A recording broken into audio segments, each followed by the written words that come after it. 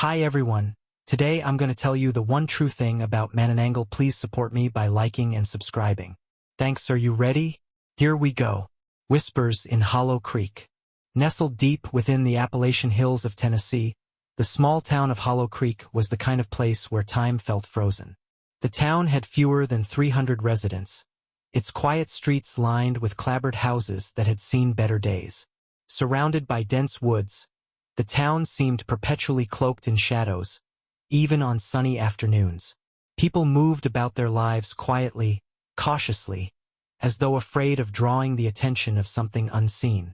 The stories had always been there, passed down in hushed tones by parents to their children, shared around bonfires late at night. They spoke of strange disappearances, animals found mutilated, and a shadowy creature that stalked the skies under the full moon. Most residents dismissed the tales as folklore, a way to scare children into behaving. But a few, particularly the older generation, treated the stories with a grim reverence. Olivia Price had grown up in Hollow Creek, but she hadn't thought about the town's strange stories in years. She had left for Chicago at 18, determined to escape the suffocating small-town life. There, she built a life for herself, a job in marketing, a modest apartment, friends who didn't ask too many questions about her past. But when her mother's health began to fail, Olivia had no choice but to return. Hollow Creek felt smaller than she remembered, quieter. Her childhood home was just as she'd left it, though now it carried the scent of antiseptic and illness. Linda Price, once a lively and robust woman, was confined to bed, her body frail and her voice a whisper. Olivia spent her days caring for her mother and her nights struggling to adjust to the oppressive silence of the town. It was during one of those nights, as Olivia fetched water from the spring at the edge of town, that she noticed the smell. It was faint at first, carried on the night breeze, a cloying sweetness, like fruit left to rot. She wrinkled her nose and looked around. The spring, nestled beneath a canopy of trees, was eerily still.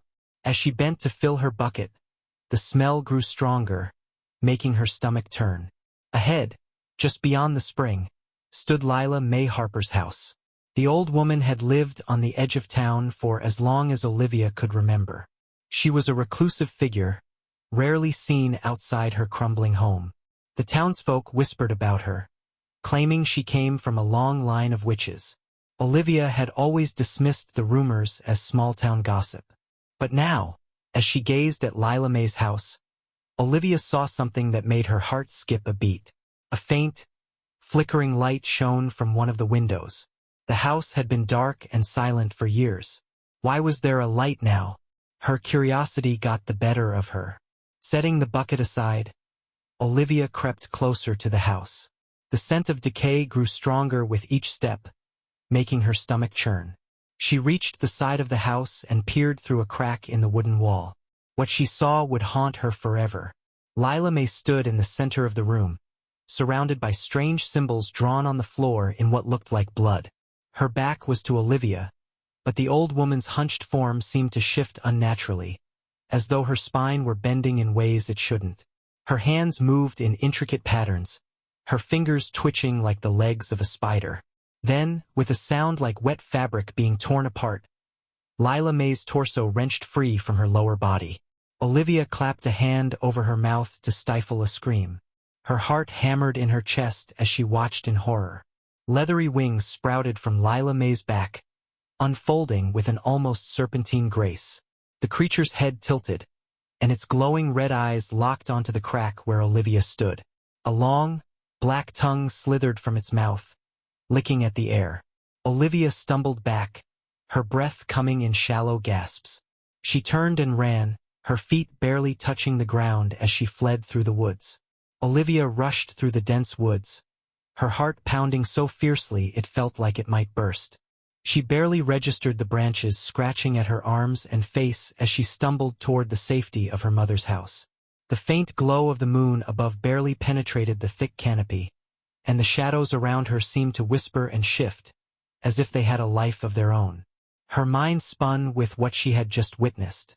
The Manananggal, the creature of nightmares her grandmother had spoken of in hushed tones. Olivia had dismissed the stories as nothing more than superstition. But now, with the image of Lila May's gruesome transformation burned into her mind, she knew that the town's darkest tales were real. By the time Olivia reached the front door of her mother's house, she was gasping for breath, her chest heaving with panic. She slammed the door shut behind her and bolted it, not knowing whether or not the creature would follow her.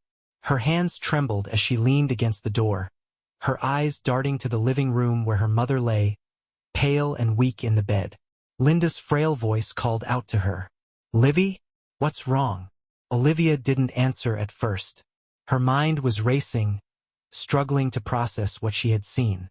Her body shook uncontrollably, her pulse still hammering in her ears. She had to make sense of it all, but the fear gripped her so tightly that she could barely think. Finally, she managed to croak out, "It was Lila May. She's gone. She's not who we thought she was. She's a Manananggal." Her mother's eyes fluttered open, confusion clouding her face. "Livy, you've been working too hard. You need to rest. This isn't." But Olivia cut her off, her voice more frantic now. "No, Mom. I saw it. Her body, she ripped herself in half. Her wings, they were huge, like something out of a nightmare." She paused, trying to steady herself. "We need to leave this town. It's not safe. It's never been safe." Linda looked at her with deep concern, but then she sighed, her frail body sagging against the pillow. "The Manananggal. They've always been a part of Hollow Creek's history. That's why we're here." The words hit Olivia like a punch to the gut. "What do you mean?"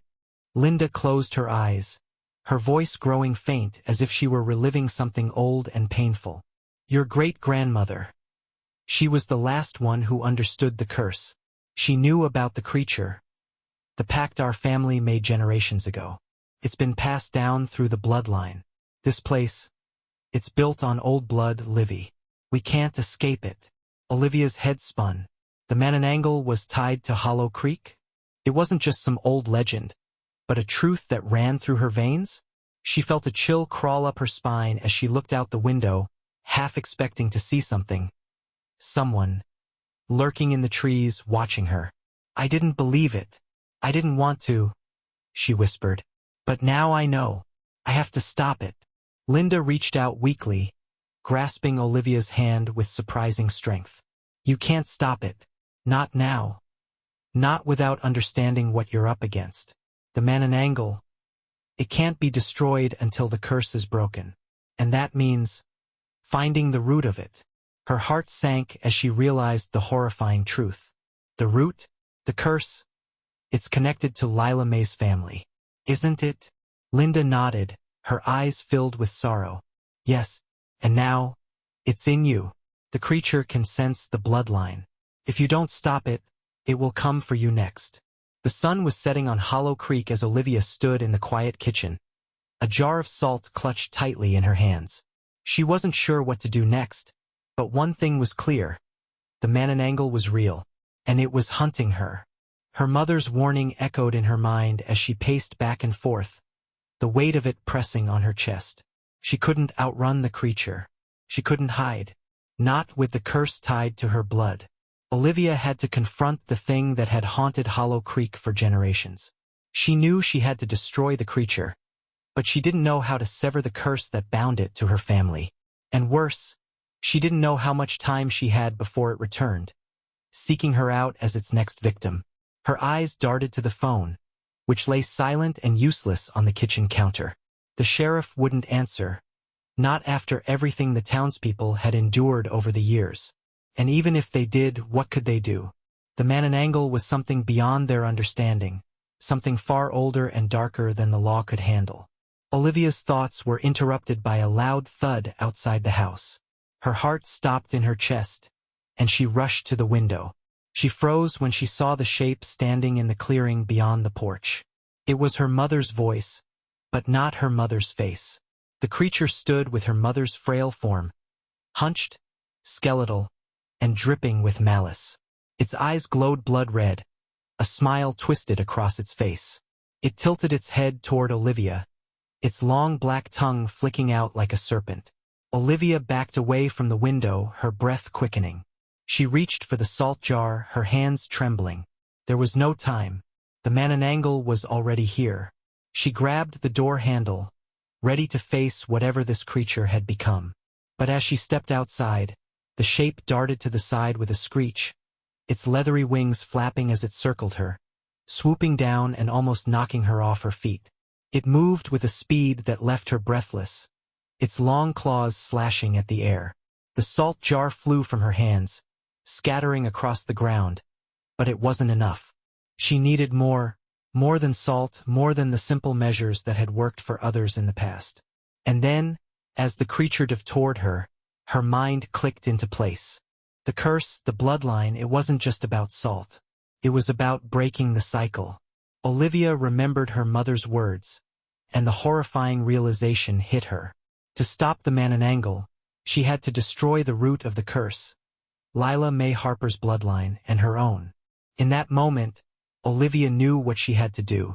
She ran into the woods, deeper than she'd ever gone before, until she reached the clearing.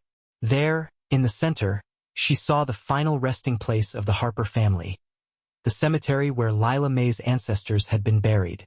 With trembling hands, Olivia dug through the dirt, unearthing an old, weathered chest. Inside was an ancient artifact, a dark stone that pulsed with an unsettling energy. This was the key to breaking the curse, to severing the bloodline forever. With the stone in her grasp, Olivia turned to face the Manananggal, which had followed her into the clearing. Its wings beat against the air, its eyes gleaming with hunger. Olivia raised the stone, and in a final act of desperation, she crushed it under her heel. A shock wave of energy rippled through the ground, and the creature let out a deafening scream. Its wings faltered, and its body crumbled to ash. When the dust settled, Olivia was left standing alone in the quiet woods, the cursed bloodline broken, and the Manananggal finally vanquished. But the silence was deafening. Hollow Creek had been freed, but at what cost? Olivia's bloodline was no longer tied to the creature, but she knew the legacy of Hollow Creek, the legacy of darkness, would never be truly gone. And every full moon, when the wind howls through the hills, Olivia feels the shadow of the Manananggal lurking just beyond the trees, watching. The sun had barely begun to rise over Hollow Creek, casting long, ghostly shadows across the town as Olivia stood in the clearing. Her hands trembled from the adrenaline, and the weight of the stone in her grasp felt like a chain binding her to something much darker than the earth beneath her feet. The Manananggal, the creature that had haunted her town for generations, was gone, destroyed. But as the dust of its former self swirled around her, Olivia knew that she had only shattered a piece of the curse.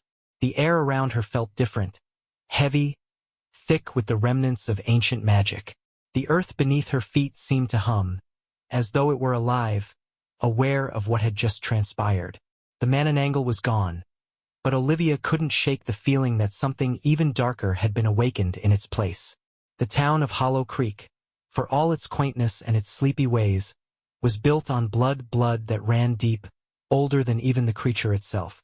As Olivia stood there, staring at the now empty space where the Manananggal had fallen, she remembered the stories her grandmother had told her. The Manananggal wasn't the curse, Olivia. It's the blood that calls it, the blood you carry. It's not enough to destroy the monster. You must sever the connection to the curse itself. Only then will the town be free.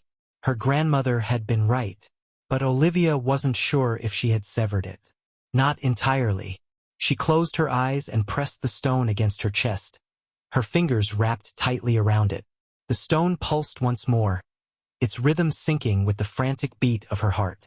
She felt the coldness of it seep into her skin, into her very soul. She had used it to destroy the Manananggal, yes, but was that truly enough? Was the curse truly broken? The sound of rustling leaves brought her back to the present. She turned swiftly, her body stiffening, but no one was there. The wind, carrying the scent of damp earth, swept through the trees in a mournful whisper. Yet, in the distance, she heard something else. A soft, creaking sound, like old wood groaning under pressure. The wind howled again, and for a moment, Olivia could have sworn she heard a voice. It was faint at first, but it grew louder, carrying through the trees. Olivia! Olivia! Her blood ran cold. The voice was unmistakable. It was her mother's. With fear rising in her chest, Olivia turned toward the source of the sound, her breath shallow. She had already confronted the monster. She had destroyed it. There was nothing left of it. There was no way it could return. And yet, there was her voice again, this time closer. Olivia! She could feel the hair on the back of her neck standing up. Olivia spun around, her eyes darting between the trees. The world around her seemed to hold its breath, as though it were waiting for something. It was then that she saw it. A figure, no, two figures, emerged from the shadows, stepping out from the thicket, their forms half obscured by the thick fog that was beginning to creep in. At first, they appeared to be nothing more than the ghosts of memories. Faint silhouettes, distorted by the mist. But as they moved closer, Olivia's heart stopped. The first figure, the one in front, was a woman. Fragile, thin, her eyes hollow and gleaming red. A sickly smile played across her lips. It was her mother, but not her mother. Not the way she remembered her. It was the creature, the Manananggal. The second figure was darker still. It was a shadow of something that should never have been. Olivia couldn't recognize it, but it moved with an unnatural grace, swaying in a way that sent chills down her spine. This was no human. This was something far worse, something older. The creature in her mother's form stepped forward, its eyes glowing with a sinister hunger. Olivia took a step back, feeling a wave of nausea sweep over her. No, it can't be. I killed it.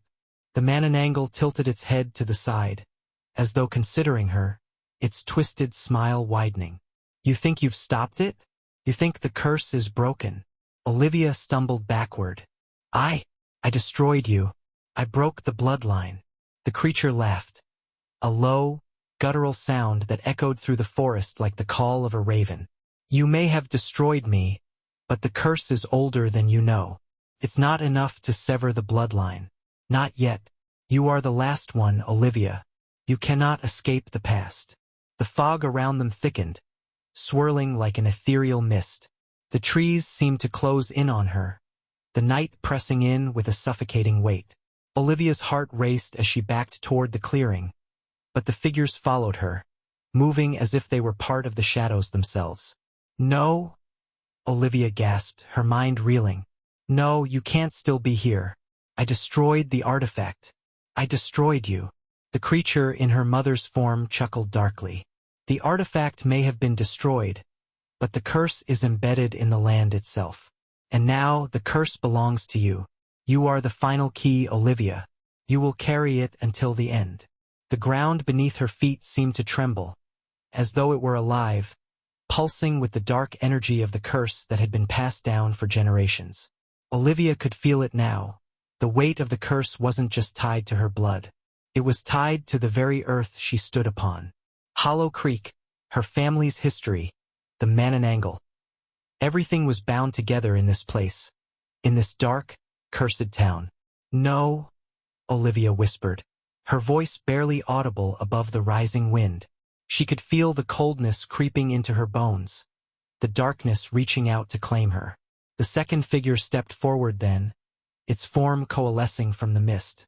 It was taller than any man, its eyes gleaming with a terrible hunger.